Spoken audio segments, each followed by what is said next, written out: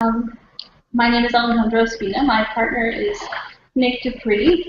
Nick couldn't be here today and he couldn't join remotely for a number of technical and personal reasons, which I know a lot of folks with disabilities, and particularly ventilator users, can identify with. Things change on a dime. So you've got me instead, which I think is fine.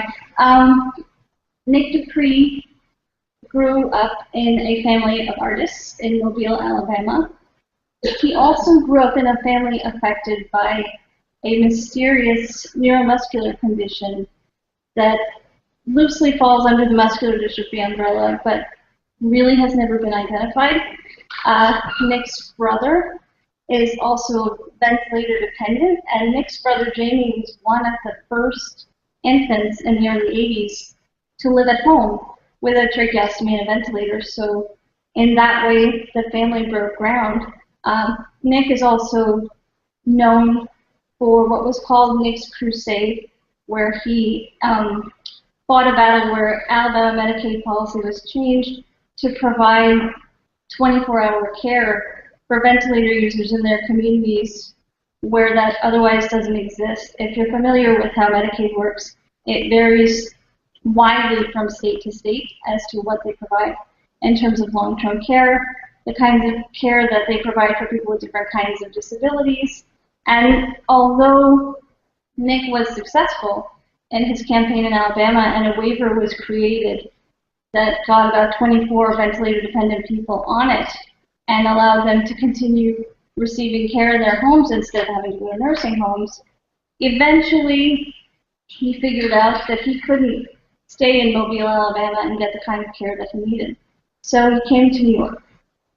And that began another version of a crusade. But in the meantime, Nick has always been an artist. He has a progressive neuromuscular disability, which means he eventually became ventilator dependent. But before that was the case, he was drawing cartoons and comics at the age of 9. He was very prolific. He could use his hands. Over time, because it's a neuromuscular disability, he stopped being able to use his hands. So he transitioned to becoming a digital artist, and the art that you see here was all digitally created. That's his superhero Super Dude that he created as a child. So eventually he lost the ability to breathe on his own, and he had to get a tracheostomy, and he became fully ventilator dependent about 20 years ago. And he sort of lost his artistic focus for a while because he didn't know if the way he had to make art now was fulfilling to him. And then later, when he moved to New York 6 years ago, he was basically busy fighting for his life and fighting to get the care that he needed to be a vent-dependent person living in New York. And eventually, once he got settled and could live in the community with enough support, he said, hey, I'm going to go back to my art, and I'm going to explore what it means to be someone who needs mechanical ventilation, can't use their hands anymore, is ventilator dependent, is trained, but is still an artist. So what you're seeing in this slideshow is sort of the evolution of Nick's art. He's been, I can't speak to it as well as he can, but he's been creating a lot of different self-portraits that address himself and his vent. You know, he wants all that front and center because it's a big identifier for him. It's something he lives with every day. We also lived through Hurricane Sandy as a ventilator-dependent family.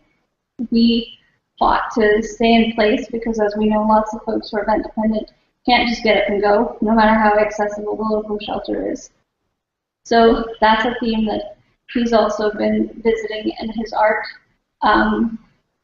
And I wish that, you know, I had giant prints of all of it because I think it's all fantastic, and I wish that he was here to have a deeper conversation about what it means to him. But basically, all this art was digitally created. He uses a trackball mouse and a variety of digital art programs, and he's really focusing on these portraits, and he joined Venture as a way to contribute to the ventilator-dependent community and because while we were in the middle of Hurricane Sandy, and he has experience with all of the hurricanes across the Gulf Coast growing up in Alabama, he knows how underrepresented folks who need ventilator assistance are, and he just wants to find a way to show people that vent users exist, that they lead full, rich lives, even if they have to be at home and in bed and not here with us. You know, communication is a huge thing for a lot of vent-dependent people. All, you know, their primary mode of communication might be an assistive communication device, the internet, and that is how Nick is making his connections to the world today. So the fact that we're focusing on technology and improving access to communication and access to emergency management and access to all the things that people need and deserve to participate in their lives is what brought Nick and his art here today.